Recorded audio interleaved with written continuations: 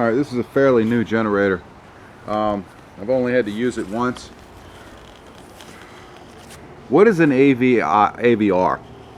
An automatic voltage regulator. Now, how would you find the right automatic voltage regulator for your generator if it goes bad? And what is it, and what does it do? We learned this from Katrina, from other natural disasters. We learned this from Honduras and other places where they bought these generators in masses, particularly Generac. And people bring me their generators all the time and say, this thing doesn't put out any voltage, I can't figure out what's wrong with it. And sometimes it has something to do with the control panel back here. For this particular Chinese model, Furman or whatever it's called, I think it's a Lowe's purchase, they have their own quirks about them. You know, carbon monoxide detector, things like that for the newer ones. Starter switch. Starter switch for this one has been a doozy. That builds corrosion right behind the starter switch, and the tabs have a corrosion on that cheap switch. That switch is very cheap. So lots of times you can remove this control panel with a couple of Phillips screws, and then you can take these, there's two leads on this switch, you can just simply pull one off and switch it over to a new contact. This one seems like it's developing a problem with the other side of this switch, so I might have to buy a heavier duty switch in the future. That's for electric start. That's not an emergency unless you're elderly and you have a hard time pulling this, you know, big engine pull start. So first thing you need to do is locate the model number, not the serial number. The serial number refers to the Pacific machine itself. In other words, this specific machine. The model number refers to the whole machine. So you need to find the model number on the sticker somewhere, anywhere.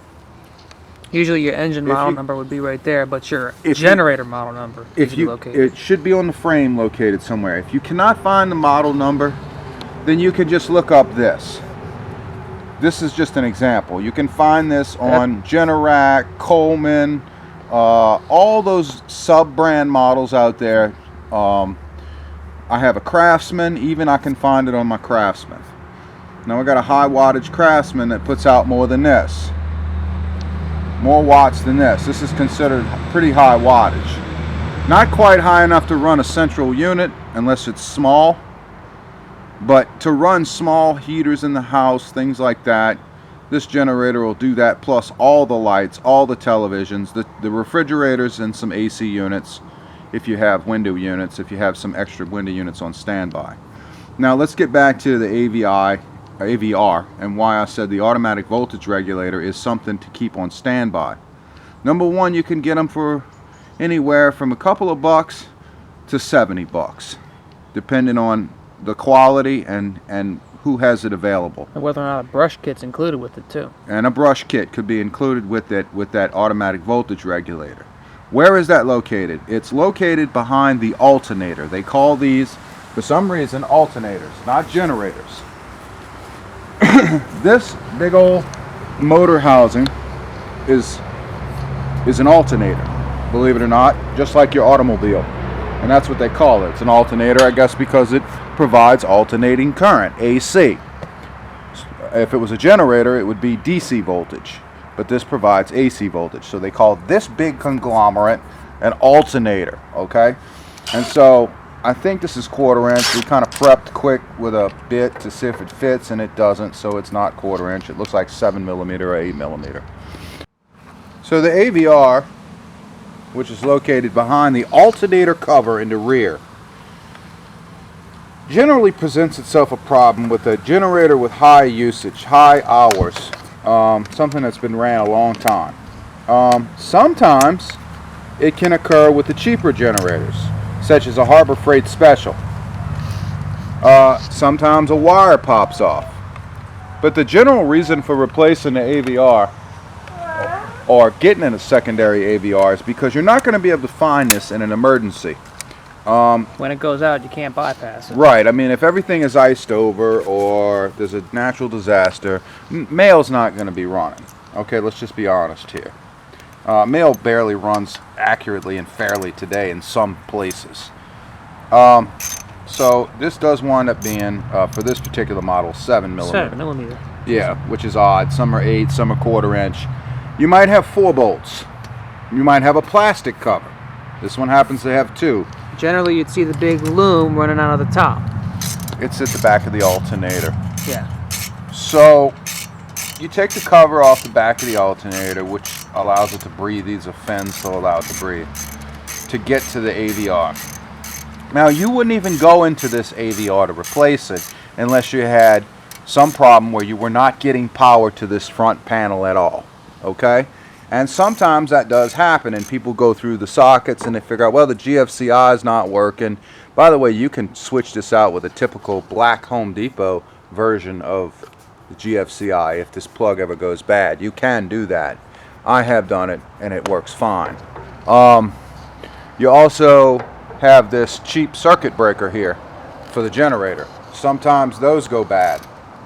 So if you really want to be a super prepper and you trust your generator that you might need it for a long, long time, you might want to look into buying one of those. Well, obviously, doing this in the grass is not the best way to do it, but I'm demonstrating for you. There's no problem with my AVI. This thing is almost brand new. And let's see. Now, like I said, I have 2 other generators that I keep on standby. One's Generac, the other one is Craftsman and Generac merged. Alright, so this cover comes off. Now, where's your AVI at? You got this conglomerate mess of wires right here. Generally, if you're safe, and this is recommended using safety, you can take a multimeter. A multimeter is a digital meter or an analog meter, and set it to AC voltage, and you can test between these leads here if you're careful. Maybe have some gloves on, maybe just use your leads and just be careful and test right here and see if you're getting any power while it's running. If you are getting power while it's running from this distribution box right here, then you obviously have a problem in here, in your control panel, in the front. If you're not getting power here, or you're getting power only on one leg, meaning you're only getting 110 volts or 120 volts and you're not getting 240 volts, and you got a problem on the other side, then that means one of your other brushes went bad or your AVR is malfunctioning. Your automatic voltage regulator. Your automatic voltage regulator, in my guess, would probably be this box right here. Usually they're like little rectangles on older models. Right. They just slide into a Okay, and rail. they're fairly easy to change. See, I can unbolt this wire kit here, and I can put a new one on. But in here is a little bout of circuitry, gizmo, and stuff. Now, you have something called the brushes. The brushes wear out over time. They're 2 brushes that sit against the armature in the middle, that spin and rotate. That's constantly rubbing on these 2 brushes. And they're not brushes as in a paintbrush. They're some type of carbon mixture of probably what's in it? Graphite. Graphite, which you have in a pencil. So they're sitting together like this, spring-loaded, pushing against. And they only have a certain amount of life on them. And when they wear from friction down, like we saw in extensive use in generators, they wear down to a point where they quit working because they can no longer make contact. And then you lose usually one field. You might lose 110 volts on the right side of the generator, but you still have 110 volts on the left socket. So you can get 110 volts, but you can no longer get 240 volts because that side is now gone, damaged. So if you're lucky, you can replace the brushes, and 9 times out of 10 you can. And so back here, deep down inside, probably best if you get the camera in from this angle. If you can zoom in there, you can see the copper where the brushes rub. There it is. Okay, those are windings. That's the windings, you don't need to worry about that. Okay. Anyway, just take my word for it. There are brushes like any electrical motor that rub against there. Those brushes, those leads run to them usually. okay, yes, those brushes are obtainable and changeable, and that is important to have on standby. Okay, so this should cover your AVR. So what you would Google or look up or search for this particular model is an AVR.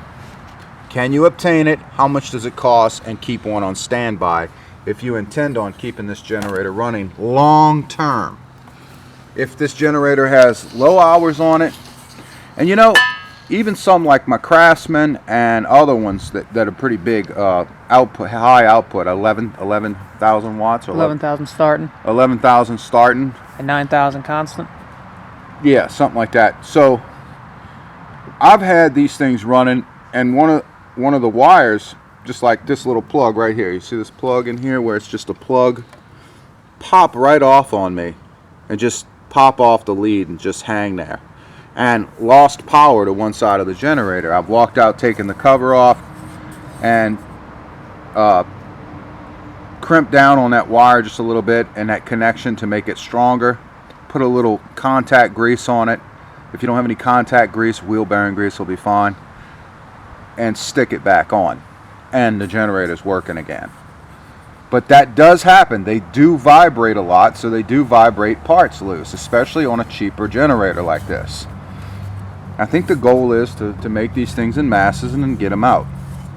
And get them out to the general public. And they don't expect you to use these long term, but what if you have no other solution, no other choice? What if you're out in the woods? What if you're in a city? I can tell you, if I had one of these during Houston's freeze a couple of years ago, where a whole bunch of people froze to death, and the government was just watching from satellite. They were watching people's lights go out, and they were watching from satellite view, and they were watching heat signatures. Not really doing anything, just watching. Yeah, just monitoring watching from heat signatures, and they were watching bodies get cold, and people trying to, people were ripping the studs out of their apartments to burn as firewood inside their own apartments, which I do not recommend inside. I mean, if you had to burn your building to stay warm, I would have done it at least outside, So this kind of stuff happened, and it's not really talked about much. Just that a whole bunch of people froze to death in central states, from Texas all the way up. Oh, and by the way, we have footage of it. Through Arkansas and all that. I think it was Arkansas, a little bit, somewhere in between. Maybe a little higher. And so it knocked the entire grid out. And people ran their cars out of gas with small children, and it's sad that people lost their lives because they didn't take preparation serious, and they depended on the power company's grid to stay up. And let's just face it, the power company's been taking shortcuts. They've been more focused on sending you internet and fiber optic more than they are at doing serious repairs to their grid. And with electric cars and EV charging stations now online, that's even more stress on the power grid. So I'm not trying to be doom and gloom here. I'm just telling you what I see in the last, 40 years of life, 47, 48 years of life. These things can happen. And ultimately, it's up to us to take those precautions, okay? I don't want to lecture you on this. I'm pretty sure you're more than, capable of taking care of your family if you're watching a video like this. Otherwise, you would have just swiped away and moved on. So this is where your automatic voltage regulator is. Some of them are separate from the brushes, like this one was, and some of them have the brushes included, where they're one unit. Like the little Harbor Freight ones have the brushes included with the AVR. And sometimes it's just the brushes and the AVR is good. So you need to see if your model has both brushes and AVR together, or they're separate. And if they are, you get both of them.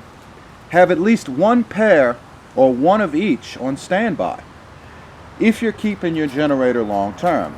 Okay, so that covers about all you can do with the alternator. I mean, that's about all you can do. Okay?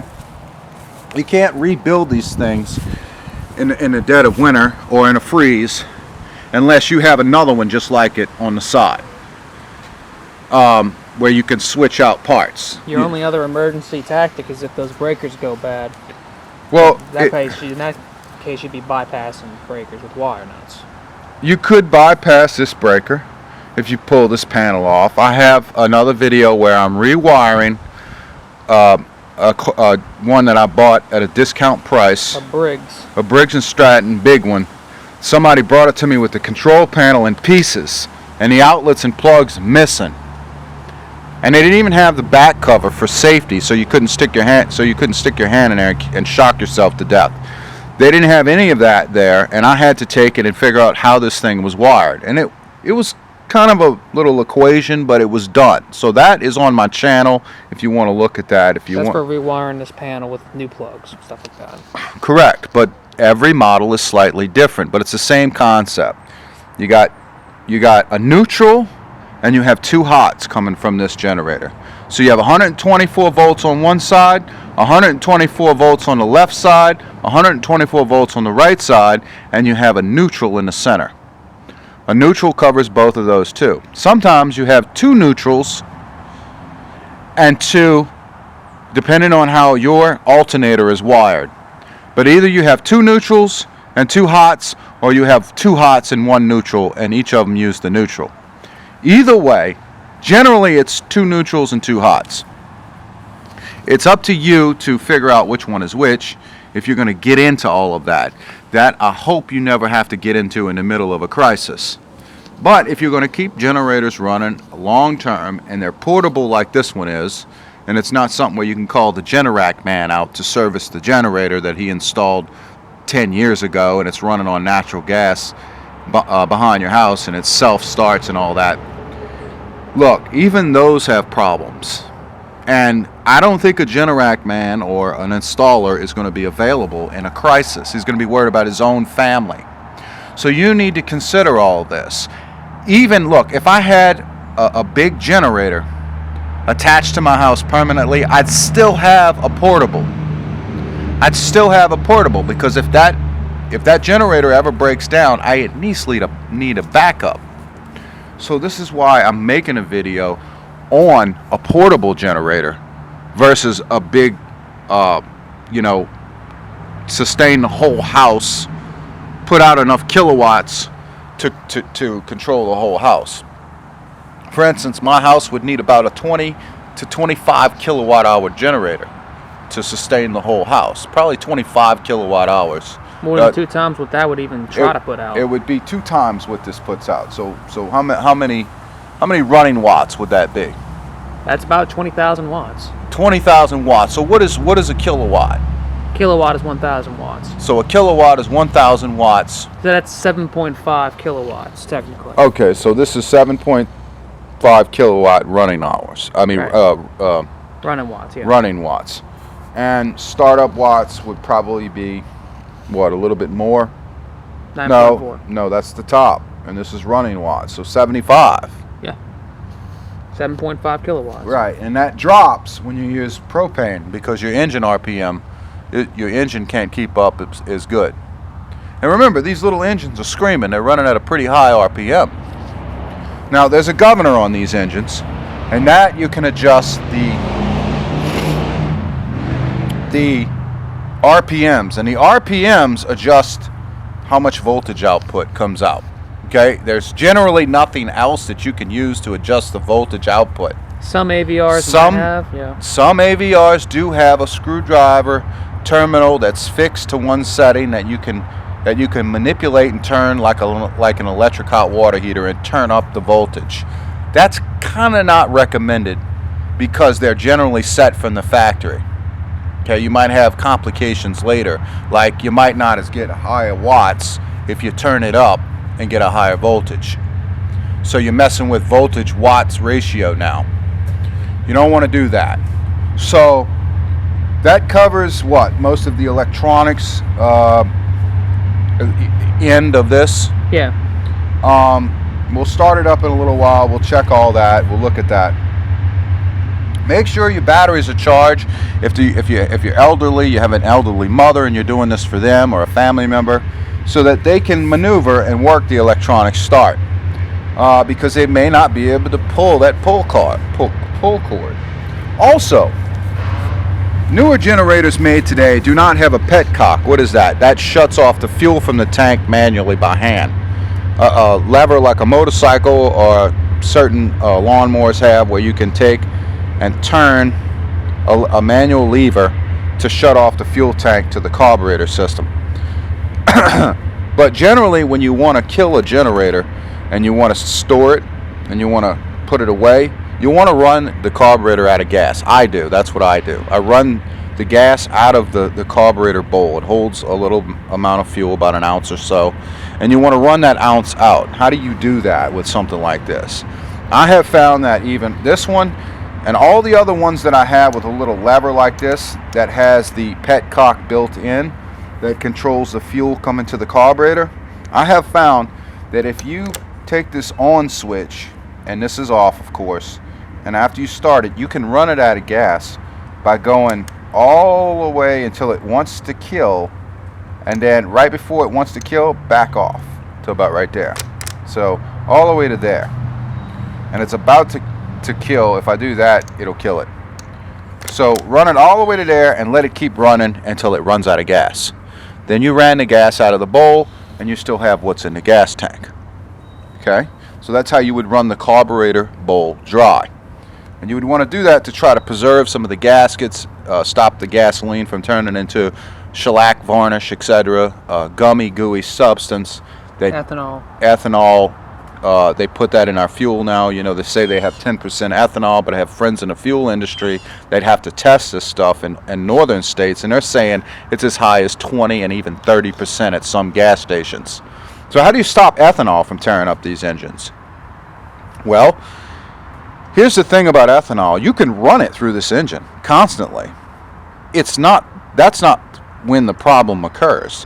The problem occurs when you let it sit for a length of time. The problem occurs when it separates. Ethanol and gasoline separates. Ethanol sinks to the bottom, gasoline rises to the top until the gas tank is shaken up again, and then it mixes and rights itself. Because you're talking about mixing grain alcohol with gasoline, with petroleum. These are two different substances. One comes from corn, is distilled from corn and grain, and the other one is distilled from petroleum, from oil. So these two kind of are like oil and water.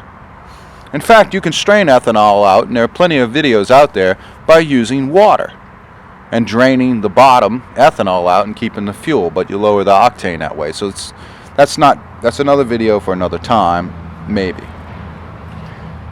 The thing is people think that they have to go to the gas station and buy non-ethanol fuel. And what they're really getting is a staler grade of fuel. They're getting non-ethanol fuel mostly, but they're getting a staler fuel with lower octane. Even though it's non-ethanol, it's lower octane. What does that mean? That means your engine has less power and may develop hiccups and stumbles. So people often go to gas stations and try to put non-ethanol gas in their car, and they wind up with a clogged fuel filter, dirty tanks or something like that. They've had dirt from their tanks and stuff like that because they just don't sell enough of it, and it sits at the fuel station in the ground in the tank for a long period of time and goes stale. So non-ethanol gas, unless you go to a gas station that has frequent ethanol free sales, I wouldn't purchase it. I would go to a gas station that is constantly non-ethanol fuel. If they're constantly selling it at a gas station, go to the most frequently visited gas station. That way that gas is recirculated from truck to tank, and I'm talking about big tanker trucks. You want to buy fuel from a gas station. You don't want to buy one that's off of a lonely highway that sells non-ethanol fuel to Farmer Bob. I apologize to any Bobs out there. That's just a metaphor. To Farmer Bob once every 2 months. If you buy that ethanol fuel, you're probably buying 80 octane by the time they sell all of that. Maybe more, maybe a little less octane. I don't know, but just enough to run a small engine like this. and not very good. So you might be getting less running watts, and you're also putting gum and goo in your carburetor. So is running non-ethanol essential in these engines? No, it's not.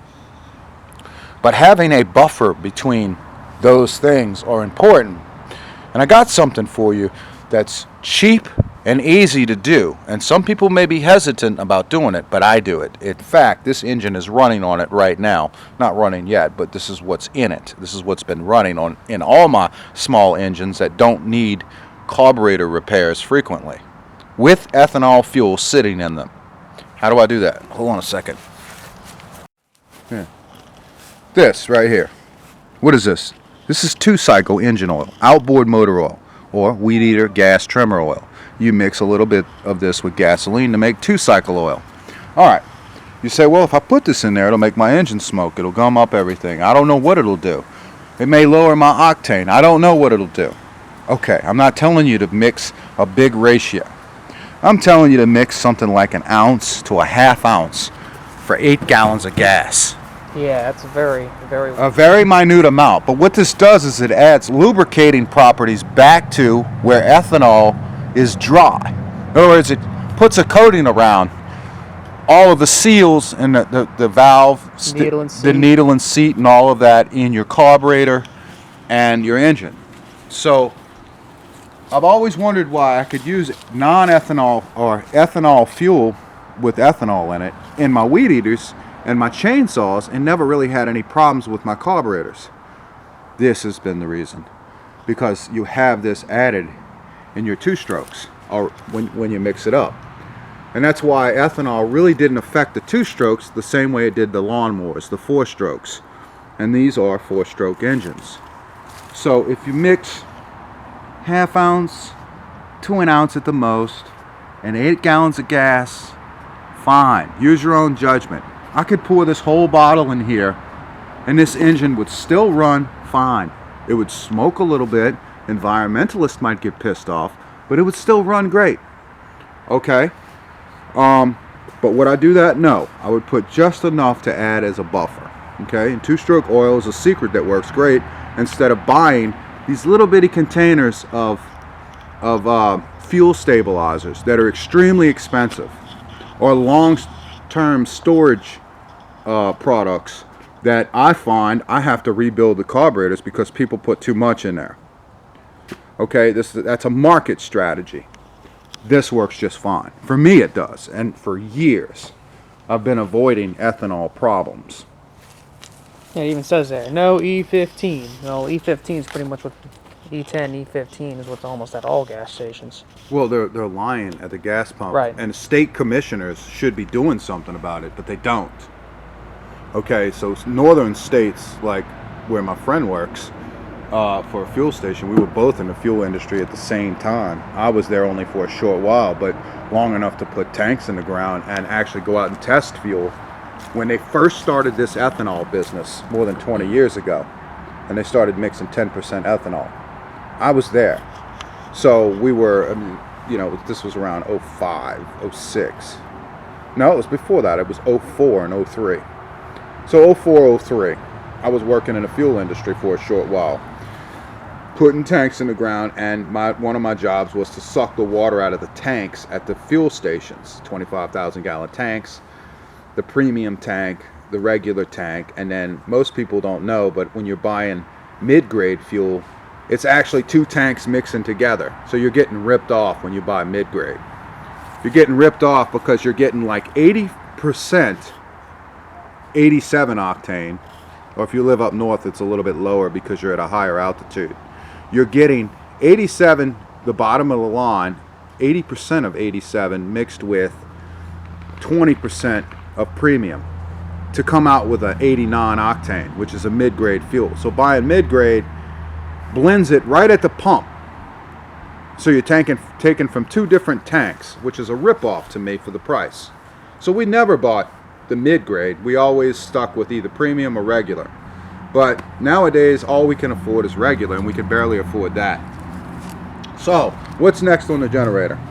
Well, oil. Make sure you have plenty of oil. Make sure you have plenty of oil for an oil change. And what is the best oil to use in these things? I know they recommend their own thing. It's usually 1030. But if you can go to Tractor Supply, or I don't think you can even find it at Walmart anymore. Maybe you can. But if you can go to one of these other places and buy straight 30 weight, it works great. You can mix straight 30 weight with 10W30. But generally 10W30 or 30 weight without the 10W works great. Both of them will work fine. I know this is an overhead valve engine, but still, straight 30 weight oil holds its viscosity a little bit longer, I think, in my opinion, and it stays its same thickness the whole time. What do those numbers in oil mean? Different things. I'm not going to go down the list on what they mean, but it generally means they start out as one thickness and they'll go to this thickness. So that's what the 10W30 and all that. And some have detergents in them and some don't. Detergents are cleaning properties. That's not important to talk about right now. But what is important is that you have plenty of motor oil in it, and you're always checking your motor oil. When it gets black or dark or so many hours pass, change it if you want to keep this engine running for a long, long, long time. You know, we can go into small engine repair later if you want an extended video on what happens when rocker arms get loose and they need adjusting, and you need to adjust valve lash and all that. But that's not something you're going to have to get into in a crisis. I mean, a generator, one of these small engines will run and tap its behind off until you have a clear day that you can get to something. So, motor oil, plenty of motor oil. Even, I'm going to go as far as saying buy motor oil conditioners, reconditioners, Lucas Oil Stabilizer, Motor Honey. Motor Honey, STP oil treatment. People don't know what Motor Honey is, but that's generally a thick motor additive marketed under many different brand names. Hypertech Lube, all these different names. STP oil treatment is one of the oldest. It's a real thick honey substance. Lucas Oil Stabilizers made its name to the top. Synthetics are not really important for these small engines. In fact, I don't think they like them very much. I've noticed in most of my lawn equipment, synthetic oils aren't really desired. I don't find them to have that longer of a life. Any more benefit than just conventional? I don't find them to have any more benefit. In fact, I find them to be quite deceiving. Some of these fully synthetic oils that are almost everywhere now on the shelves, or actually to me they feel almost like a gimmick. Like, we need to get you away from hardcore petroleum products, and we need to get you more into a radioactive oil that is some synthetic biograde cheaper version of an oil by marketing it as some superior oil. I don't really find synthetic to be that superior. In fact, I don't find it to be superior at all after I took apart a V8 and found that it collapsed all the valve lash adjusters. You can thank Mobil 1 for that, but I'm not going to dog them out. But other people have also posted those findings. And this is for a V8 Ford. And you can look on my website, on my channel, and see that I do nothing but engine repair and transmission repair.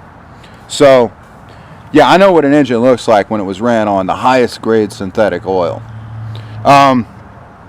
Anyway, so oil. Make sure you have plenty of oil, okay? You can never have too much oil, especially when the price is going up, up, and up.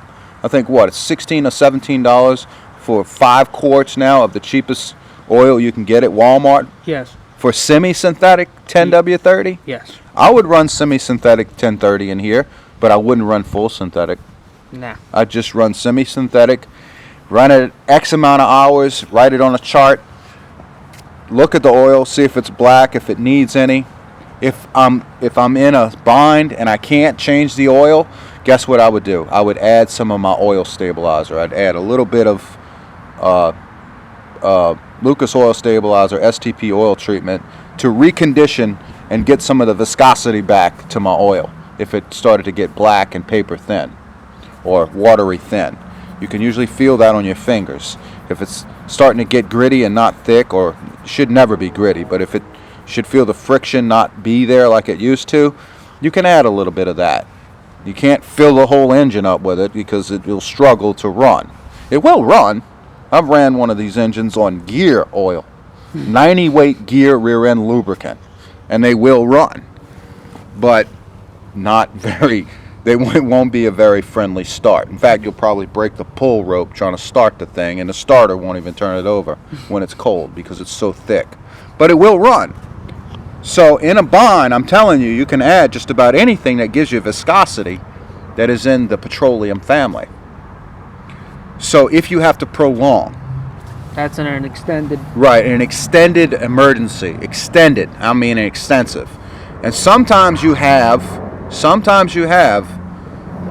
oil filters on these things. If you have an oil filter on yours and the oil filter needs to be changed, you should have at least 1 or 2 or 3 oil filters on standby. It's not necessary. Most people say it is. Disclaimer, do this at your own risk. But I'm telling you, I've only changed my oil filter every 3rd oil change. You can reuse that oil filter, especially on a small engine. I wouldn't do it on a car. You can get away with it twice on a car sometimes.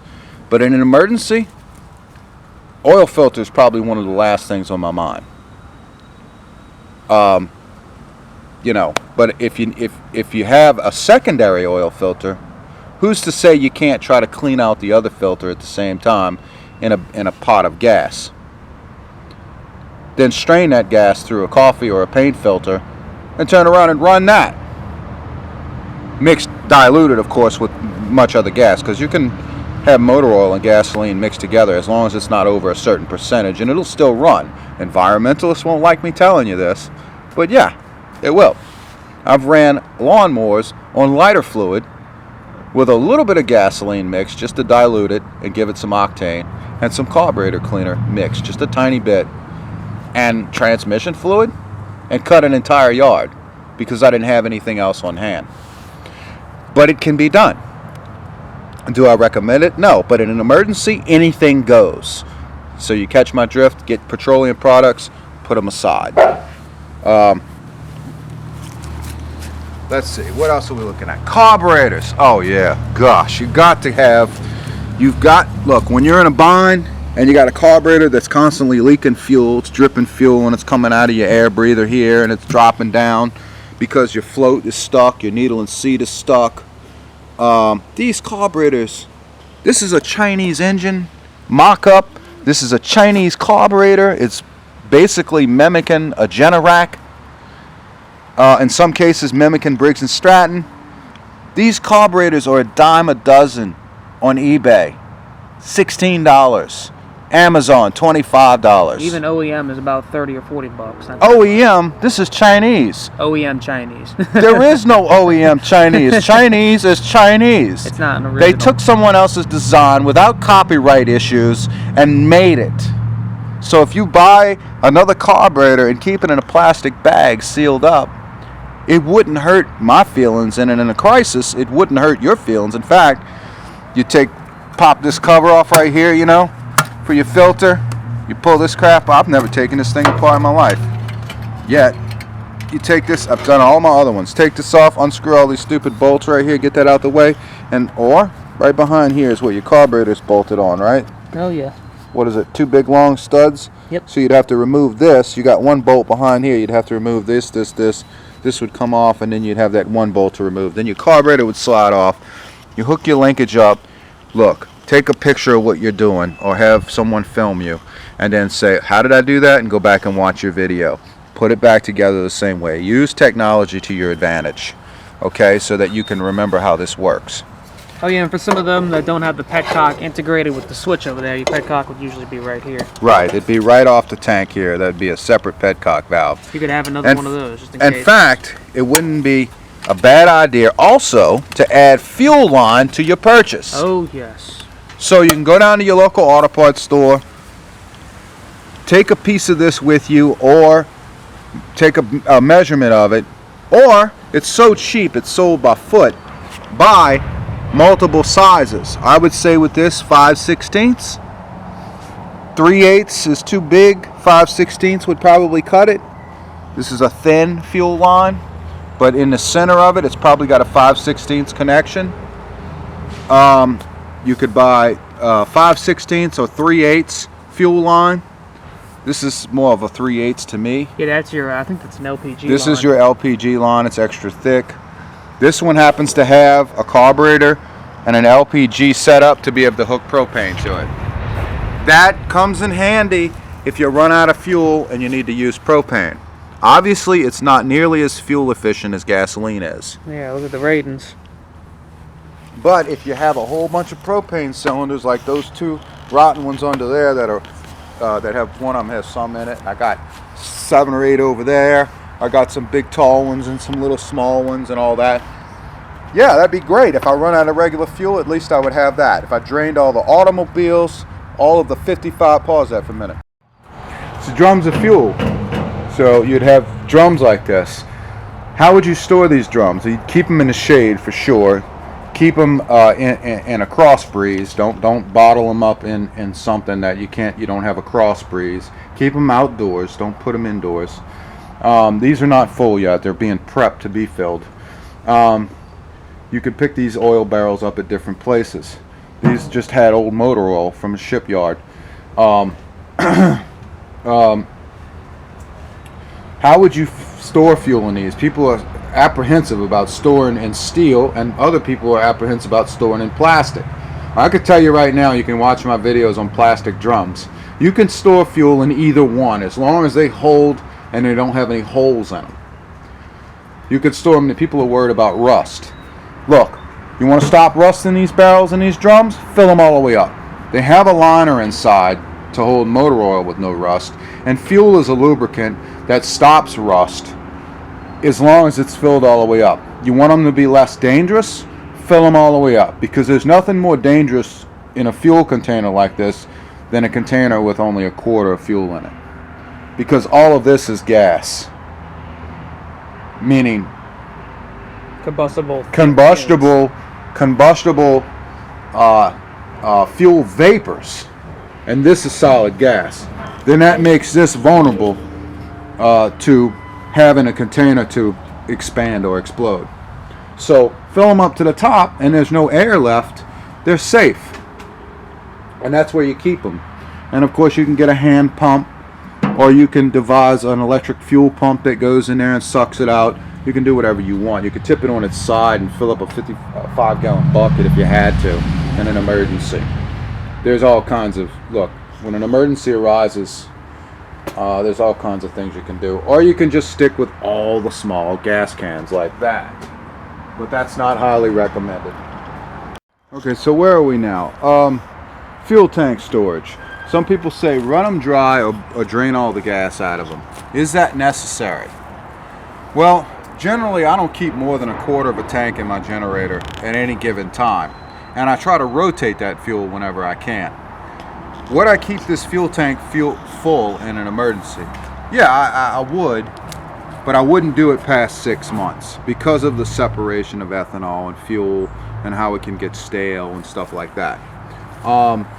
There are many different recommendations all over YouTube, all over everywhere, all over social media, and even probably in the pamphlet that you get with it if you can read it in multi-language jargon. But generally, why would I keep it full or most of the way up? Because these fuel tanks can rust on the inside. I'll show you an example. Now, this is a fairly new generator, right? It's only a couple of years old, 2 years old or so. Look at the rust that's forming around the ring. See that? And you need that screen too, by the way. Why is it rusting around there? It's stored indoor in a shed that has a breathable vent. Partly temperature controlled. Yeah, it's partly temperature controlled, so why is it rusting like that around the lid? Well, we can get that off with a rag and some motor oil, the surface rust.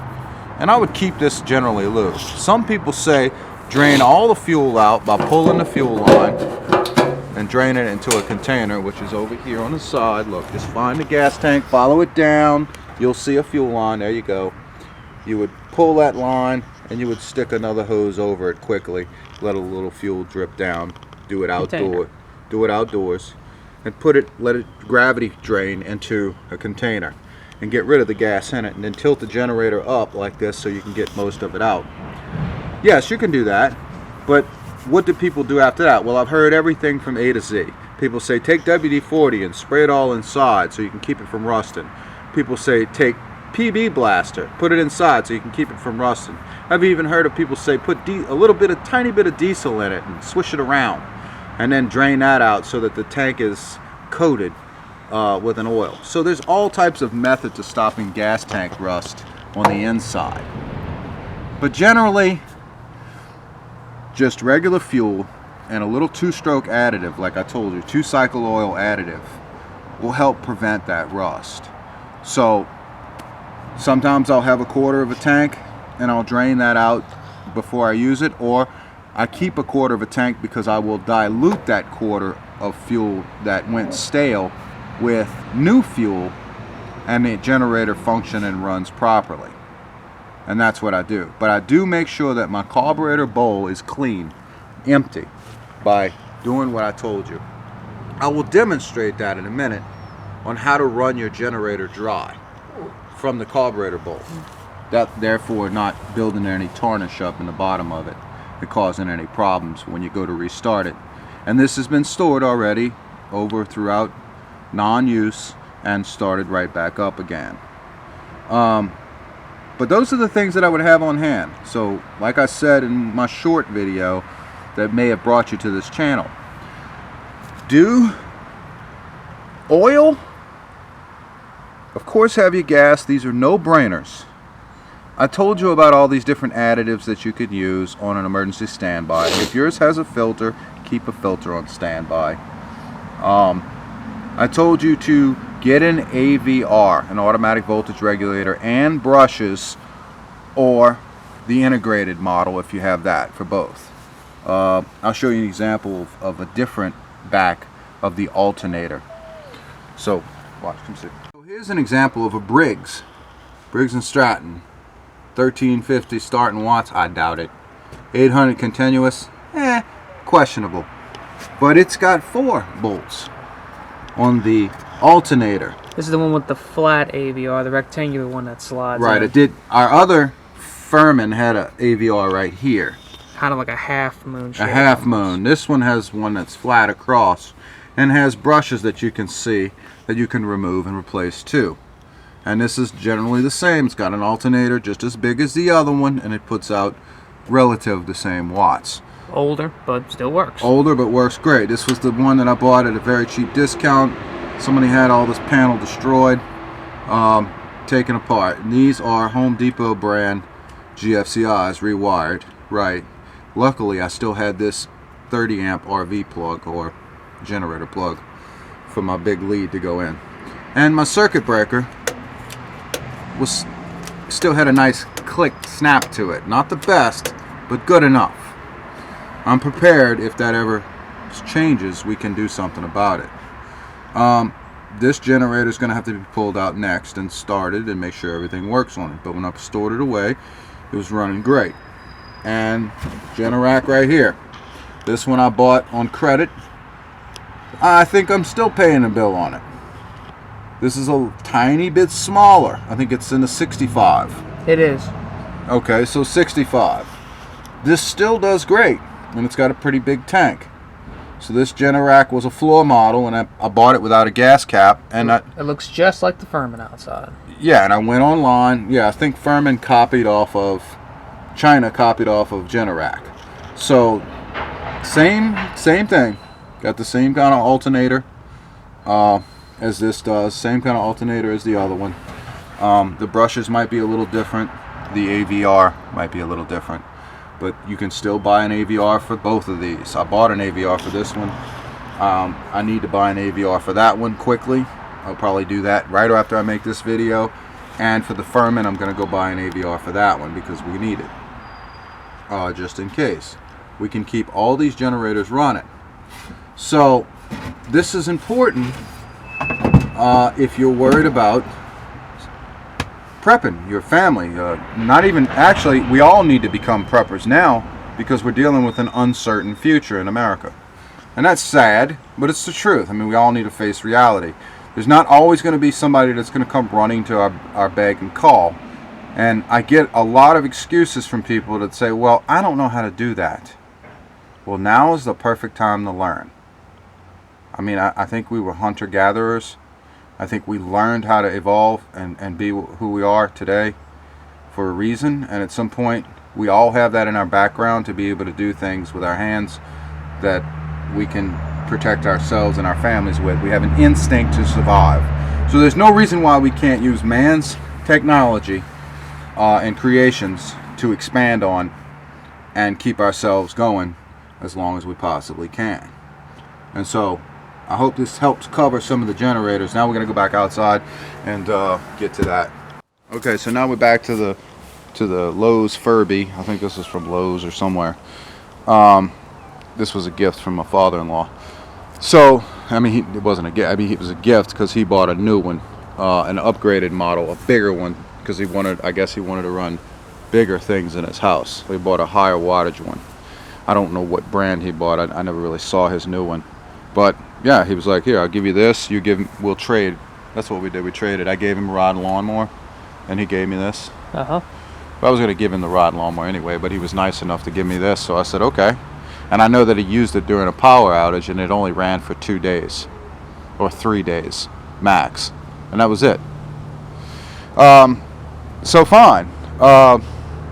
That's great. It's great that we have a generator. You'd be surprised at how many people take these things for granted. And I'm not talking about my father-in-law. I'm just talking about people in general. They take things for granted. They say, well, I don't know how to do that. I don't know how to take that carburetor off. You're telling me that you can't go to the store and buy a cheap ratchet set that you can keep on standby, preferably metric, because most of these things today are metric in the USA.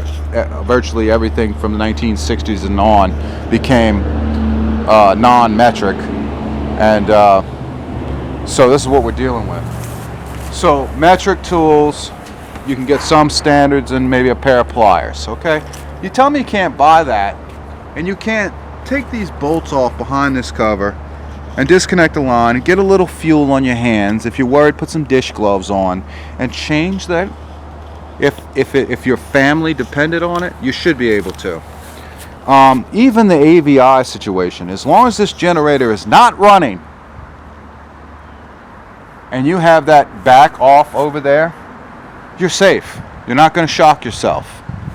Now, if it's running and you're doing a test with a multimeter, you can kill yourself. And that is a disclaimer.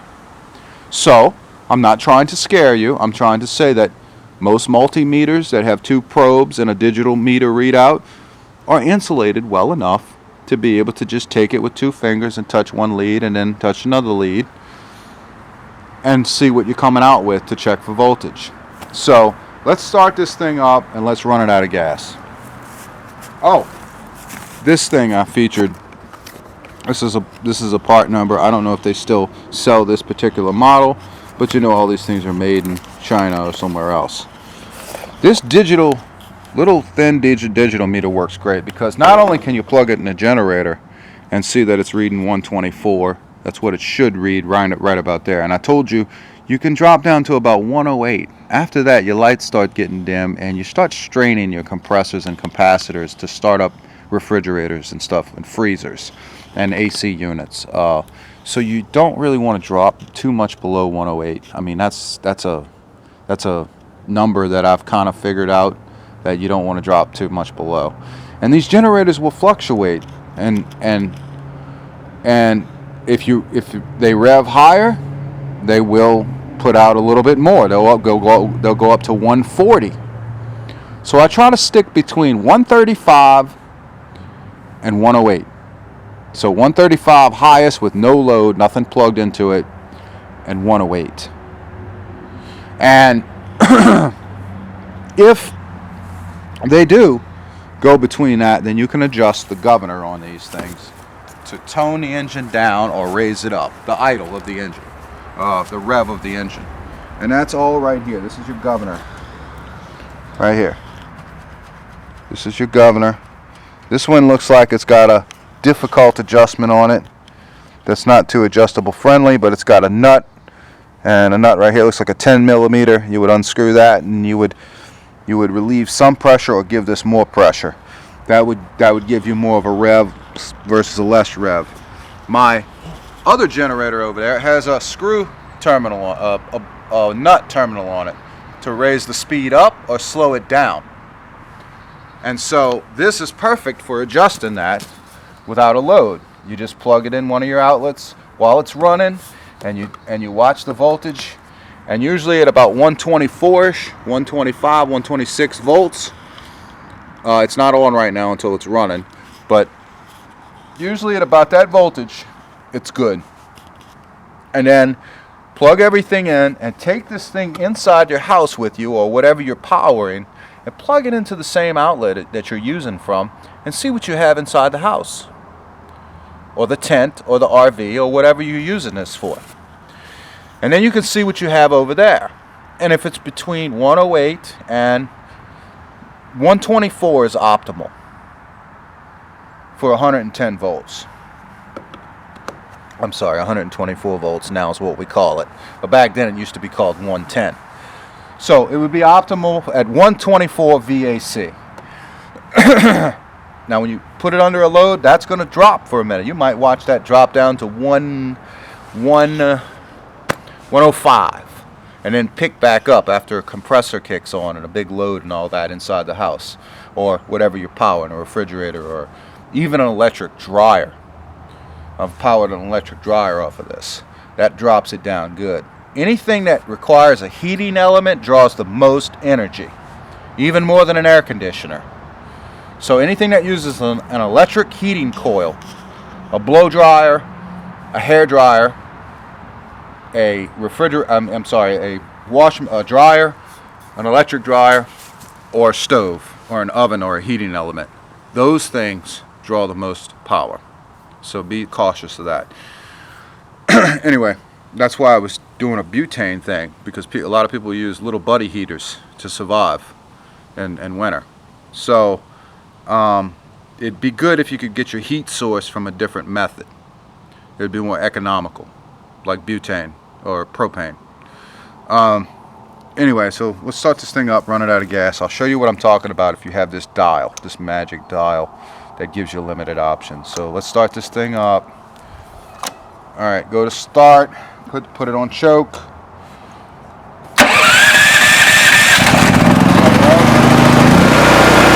Running. What's the voltage? 28. All right, good. Acceptable. You would do this.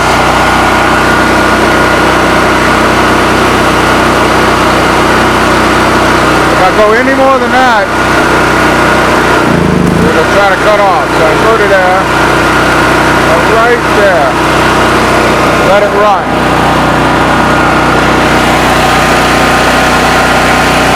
Watch this. Show the voltage.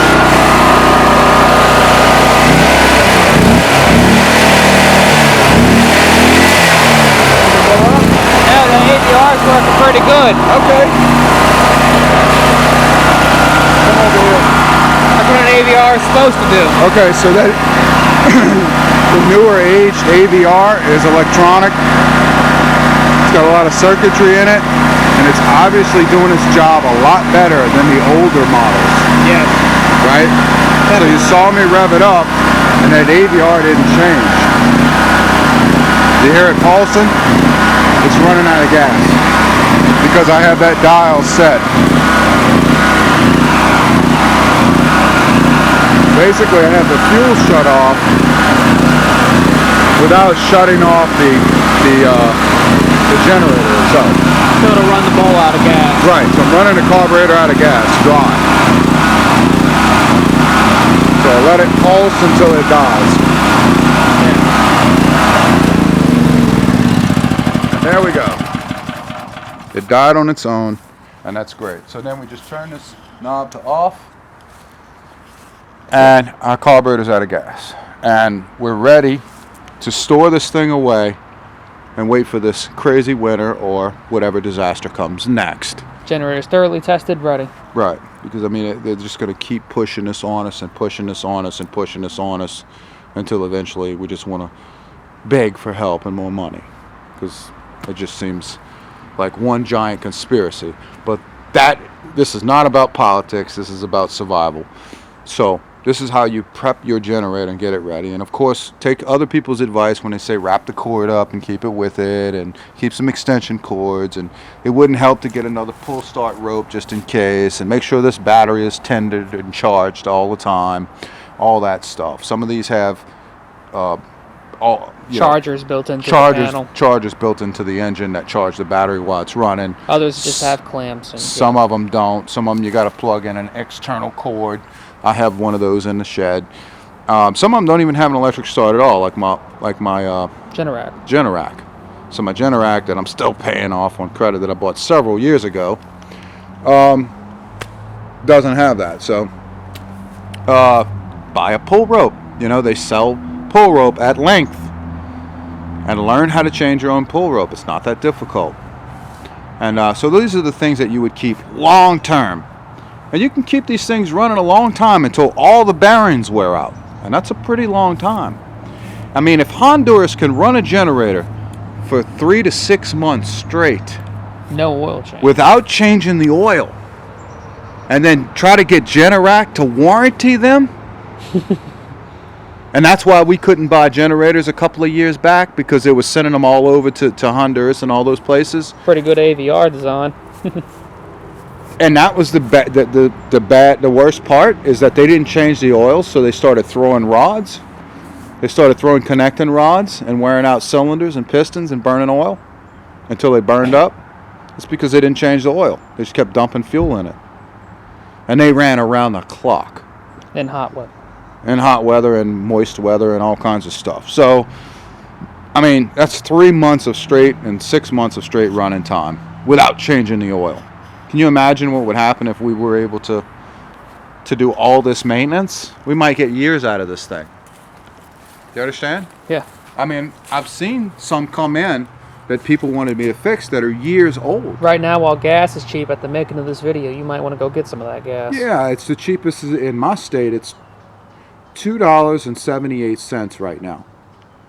I think it's 10 cents cheaper down the highway. Down the highway, but I'm one of the cheapest states in the nation right now. But still, other states should be cheap. Usually when gas takes a nosedive and people buy gas, it shoots back up for the holidays. So bear in mind that if you get your gas now, and people say, well, how long can you store gas? I'm going to say indefinitely. That sounds like a long time. When I say indefinitely, I mean at least 10 years. And they say, well, what are you going to do with gas that's 10 years old? I mean, it's useless. I don't know. I was able to buy a car when I was a teenager that sat in someone's yard for 10 years and drive it home with gas that was 10 years old. It ran like crap. But as soon as I went to the gas pump and diluted it after filling the tires up, dry rotted tires with air and all that, and with modern oils and such like that right there, and diluted the fuel with new fuel, I was able to run that old fuel out of the tank and go out a night on the town. I understand everything's got computer technology these days, so you'll probably get all kinds of gas dash lights. These are still fairly simple, though. But these are still a simple design, so they, probably 8-to-1 compression would probably run on just about anything. Anything with the smallest amount of octane in it. It's how well it will run is the answer. So, how long can you store gas? I'd store it as long as you could until you need it. And you can rotate that if you want and use that gas and then fill it up again when gas is cheap. But we might be reaching the end of those cheap gas days. So, I would say start storing now. And then one day when it becomes outlawed to store fuel, then you can hash it out with the government at that point. Alright, thank y'all for watching. This is the generator extensive version on what to do to prep. And these are my ideas. These are what I've learned that worked in the past and currently. And what I've seen go wrong with these most of all. Gummed up carburetors, bad AVIs worn out, or malfunctioned. That's it. And try not to spend too much money on EMP equipment, because I know companies are selling you fear right now with EMPs. there are simple ways to protect yourself against an EMP, a lot cheaper than they say. I could wrap this thing in aluminum foil from the dollar store about 20 times, and there's my EMP shield, and it was cheaper than the blanket they wanted to sell me. So just be sensible about that, because even one of my family members called me and said, did you know that EMPs and all this stuff? So we'll make a video on that later, about how they get into all these scientific ideas about how something like this could be affected by an EMP when it has zero power running through it. Usually EMP affects things that have circuitry with a charge going to it already. The only thing that's screwed is your battery. In that case, you got your pull start. That's right. I mean, your battery would be screwed. If there was a computer in this thing, I'd say, yeah, maybe an EMP would destroy it. Have an extra one. You know, but there's no computer in this thing. All you got's an AVI, and I'm telling you to buy the most important electrical component. AVR, sorry. I don't know why I keep wanting to say AVI. But anyway, we're done. Enough yatting.